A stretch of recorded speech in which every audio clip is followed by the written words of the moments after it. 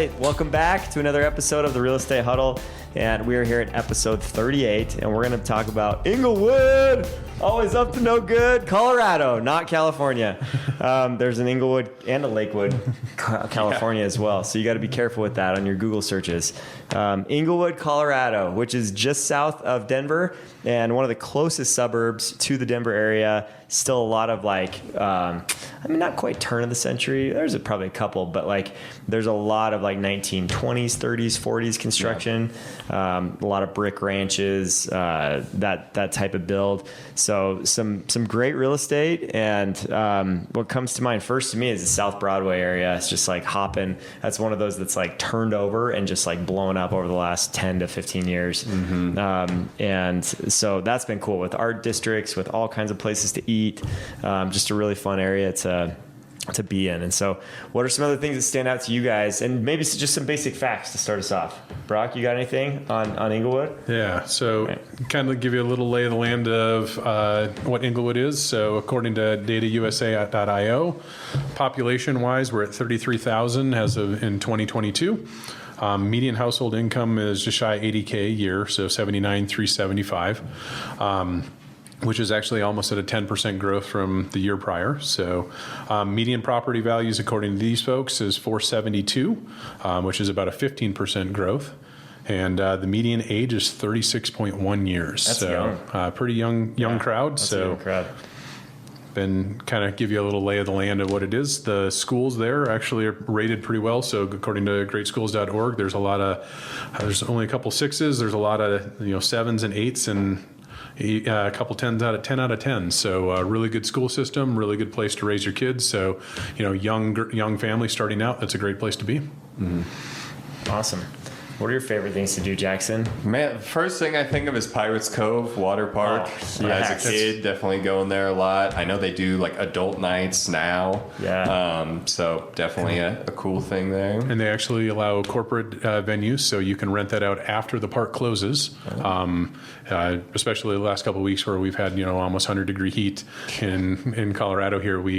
I had a corporate event there where we were actually able to go with the family, and we had a taco truck and pizza and all sorts of stuff for one of the partners we work with, and it was a great time to go do that, and it was still really warm. So get a couple hours there where you're kind of not fighting all the big crowds. So great place. Yeah. Water slides, pools, lazy river, right? All kinds of stuff with a pirate theme. So that place is awesome. And they still have your old classic diving boards too.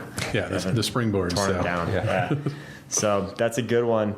Other things to do. I know Bellevue Park is there, which is really cool. My wife loves to take our kids there. I've been once, but I had a great time. There's a little stream flowing through it, and so kids can play in the water. And there's you're just river stone bottom stream, and so if you bring kids, have them wear their Crocs or flip flops so they can walk in the river a little bit. It's Colorado; they wear Keens. We used to catch crawdads in that river. There you go. Oh, cool! Not to eat them or anything, but just for funsies. And they do have a model of an aircraft there that's fun for those that like to get into the aviation side of things. So you can that's cool. Go see that. And a train. I don't know who would be into aviation. Yeah, I don't know. This is a space headquarters here. So. And then we also, and just for those of you listening, Brock was in aerospace engineering for a very long time, a couple decades, right? I'm not going to admit to that time frame, but yeah. And has found a new path in real estate. But we also Bellevue Park, they've got a little petting zoo, right? And a train and some really cool things like that too, to just take kids around to, and or adults that are into that sort of thing. And if you like the choo-choo train, you can go for a ride. That's the other. There's nothing stopping you. And then what else we got? Some good stuff there. Yeah, real estate wise, like you were saying, a lot of it was built, 1910s to the 40s. So zoning wise, at least anecdotally for me, I've seen a lot of zoning that allows ADUs and other opportunities where, you could build an accessory dwelling unit in your backyard and add value, that way, rent it out or just use it yourself. Yeah. So you have a little bit more freedom in terms of their zoning and just HOA. legislation around there. That's or a great lack of point. HOAs, yeah. Great point. From a investor standpoint, if you want a duplex, It is really hard to find one anywhere else outside of Englewood because of their loose zoning and a lot of multi-unit friendly type lots. So, and with the new ADUs, what is an ADU? Yeah, ADU just stands for accessory dwelling unit. Essentially, it could be a carriage house. It could be, any other dwelling other than your house that you build on your property. So could be an Airbnb, right? Yeah, exactly. Like, you can have it separate, rent that out, have that rental income being generated, not have to worry about people in your house. That's pretty awesome. And we also learned how to 1031 exchange that property separately. So that's another topic we covered. So. Right. Yeah. You can protect yourself from some tax liabilities if you have part of your property that's mixed use. So there's a lot of opportunities for investment, or if you're just a homeowner who, wants to make the most of your home and start earning money on that. I think Englewood's good. I also think it's getting younger. Like you said, it's a relatively young median age right now. But I know a lot of younger people who are kind of moving that direction, who might be priced out of more like southern neighborhoods, things like that, who like what Englewood has to offer, especially the proximity to Denver. Is it Hipsterville? Not quite, but it's getting there. Okay. But it's got a little bit of a hipster vibe, right, on South Broadway. With especially all the like South Broadway, yeah. There's a lot of like trendy bars. Like one that comes to mind, kind of in that area, is like it's called Grandma's House or something, and like the whole place is made to look like just so outdated and like garishly like your grandma decorated it. Like so, there's like cool kind of hipstery places down there. There's a lot of places to eat. Smells like grass. Good food. Yeah, a little bit sometimes. Maybe, yeah. But I think, there's like some amazing places to eat. What are some of those that you guys love down there? The good one I've seen is the Feedery, which is kind of like a farm fresh to table. It's kind of unique because it's a renovated historic auto shop that they converted into a restaurant. So they kind of source everything locally. Really good reviews and good recommendations there. But the one place that I've really enjoyed, if you got an anniversary or a special occasion coming up, or if you really just love Italian food, I know, Landon, this may hurt your normal go-to for Italian. Ondisi in Englewood. It's off of 1200 East Hamden. Really great experience. So I went there with my wife, very hungry. We ended up sharing just about every meal that every appetizer, all the courses, all the way through, and we were happy with absolutely everything. So it was just a great experience, and so they've got quite the wine selection there too, if you want to pair that with some of your food as well. That's pretty awesome. So how do you spell that if somebody's trying to look that up? Undici. Okay. So it means 11 in Italian. So. But is the owner straight up from Italy and just as friendly as Eileen from Cafe Giordano? I didn't meet the owner. Okay. But the rest of the staff was very helpful. So. Okay. All right. You can imagine that the owner is whatever kind of person you want them to be, and then just enjoy the food. Parking is a little bit limited, so there's street parking, or there is a lot across the street there that try and get to. But other than that, it was a wonderful experience. So. Do they give your kids toys to play with? Didn't go with the kids, so it was probably the reason why it was a good experience. So. Fair enough. Just trying to see how it measures up. Yeah. Steakhouse 10. Speaking of some place that's been renovated, Jesse will throw a picture of this on the screen, but like this is a Steakhouse 10 used to be a fast food restaurant. I don't know if it was like an Arby's or something like that. They renovated this place into like a high-end steakhouse, and it's unreal. And the steaks are amazing. They have all kinds of meats, but then the coolest part of the whole meal, definitely spend $20 on this appetizer.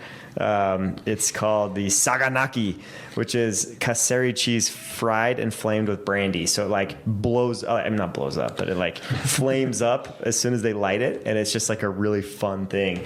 And then you dip I think it's some bread that you like dip into the cheese that gets soft and kind of melted on the plate, and it's got such a good flavor with the brandy and everything. So really good stuff. Love Steakhouse 10.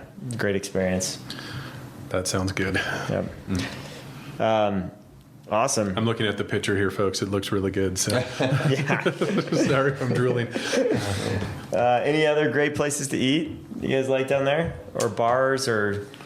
I think it's Outlaw Smokehouse, like a barbecue place down there that has good reviews.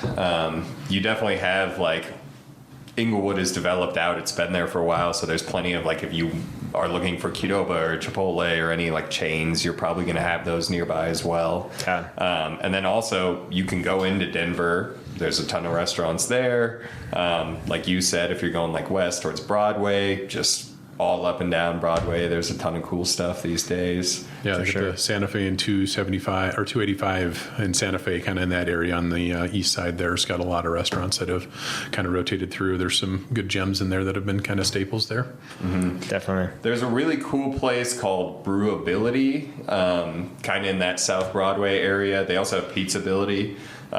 They hire only like disabled individuals. I can't speak to their pizza, but it has really good reviews. Their drinks are really good. The staff's all really cool and friendly. So cool little spot. They have a nice outside area too. So if you're looking to support disabled people, I think they also, I can't be quoted on this, but I think they donate like a certain amount of their proceeds towards those kind of causes too. So Cool. That's cool.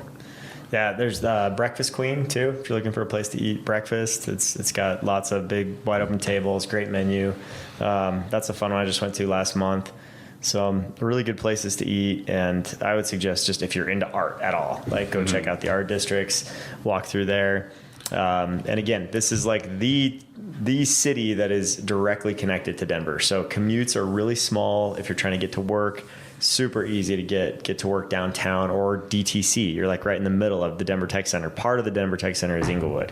So we should mention that too, right? Like Denver Tech Center is a huge work hub where a lot of jobs are, and it's just southeast of Denver on the highway on I-25. And most of it's Englewood, I would say, and then it kind of runs into Lone Tree and Centennial a little bit too. Yeah. Greenwood Village is part of it. It's like 4 cities, but it goes for like 4 or 5 exits on the highway are all considered that Denver Tech Center where a lot of jobs are. the 4 corners of cities here. Yeah. And real estate values tend to be higher in those areas, right? Where you have jobs. And so that's why it's nice to be in Englewood because you're close to everything. And I've had anywhere from first-time home buyers that have been really happy there and lived there for a long time. And a little more of a, if you don't like the cookie cutter type feel of a neighborhood, maybe built in the 90s, you know, it's older construction. Everybody's house looks a little different just because of the way things were built back then. And the upgrades they've done along the years. Yeah, and a little bigger yards too, compared to the house size. Yeah, A lot more mature trees. a little more spread out. Yep. Yeah, that's a big thing that I don't know if your average home buyer considers as much as realtors. We see it all the time. Like if you're in a new build community, they planted a 3-year-old tree 2 months ago, and it's like having a hard time because it just got planted there. If you're in a more established neighborhood, you're going to have those trees that, you know, have been there for decades and are actually providing shade as a shade tree is supposed to. Yep, absolutely. Did we hit all the big like things to do in Englewood? We got Pirates Cove. That's the fun for the family that they like. So Yeah, Gothic Theater. That's a good one. it's a good one. I saw a few concerts there growing up, and it's a very kind of smaller theater, but you get a lot of big bands that go through there actually, or at least as they're up and coming, like they've gone through there. So it's a good venue on South Broadway. Yeah, there's First Fridays, like in the art district off Broadway there, like the first Friday of each month. They close down the street. It's a big art walk. There's a bunch of like food places, like food trucks and vendors come. So that's cool. You can just walk around like multiple different galleries, and you know they're all kind of coordinating together for those First Fridays. That's cool. And Englewood's one of the few towns that still has an Army surplus store in it. So that's kind of an older tradition that seems to be fading out as the commercialized suburbs start taking over. So, For sure. Yeah. And I think the rec center, too, is awesome. Like a lot of people play basketball and swim, do weights there at the rec center. And it's a huge rec center that's really nice, and they take good care of it. So there's some really good good just amenities, within the community. No, not really an HOA at all. I mean, everything's HOA free, so you can kind of do what you want to and not be governed by a city HOA that's on top of you. But they have done some really good things as a government, to like bring in the fun, to bring in parks and rec center and different things like that, so that it's more enjoyable to live there. So yeah, and for those that live in Englewood, you get discount admissions to Pirates Cove. So a lot of community sponsored activities there. So they really help support that. Yeah, definitely. And what's the new pickleball park that's huge there? Oh, you're asking the wrong guy. Yeah, no, they have We need Chad here. He'll know. God, it's right over there as well, like by Pirates Cove. It's really close to that. If you're into pickleball and you're thinking of moving to Colorado, there's probably a pickleball court near you too. Cornerstone Park. I think it might be a Littleton address, but it's like right on the border of Littleton and Englewood. But Cornerstone Park's got a ton of pickleball courts, big, huge park, open space. That's a really good spot in town. And you're close to Pirates Cove and all that stuff that kind of runs you're just north of downtown Littleton. So that would be your next bordering town south. So I would live in Englewood if commute is really important to you and you want to be just a very small commute. Also, if you want a little more independence and you're a little more individualistic with what you like in your real estate preferences and you don't want to be in like a cookie cutter scenario, right? It's a really cool spot for those types of people. Just know if you can do whatever you want, so can your neighbors. So keep that in mind, because you can't really control. There's no governing body to control what they're doing outside of zoning laws. So that would be a con, I guess, if you're more concerned about that. But and you're really close. There is a good bike park with kind of the BMX style tracks and whatever else. So Englewood neighbors that. So it's Ruby Hill is the name of the park. So you're right down the street from it. So. Federal Heights is right there too. Big Federal Heights building is beautiful. You can see it from a long ways away too. It's up on a hill. So awesome. Well, some cool facts about Englewood. If you do have interest in moving to Englewood and you've been considering a move to Colorado and like Englewood's one of the areas that you would consider, please reach out to us. I hope this information's been helpful and we hope that we can be a great resource for you here in the Denver metro area. And there's not many spots where we can say great schools and also very short commute. So that's what makes Englewood very special. And if you need more info on the real estate, the types of properties there, or the specific homes that might fit your individual or family size, please give us a call and we'll be happy to help you with that. Thanks for listening. We'll catch you on the next one.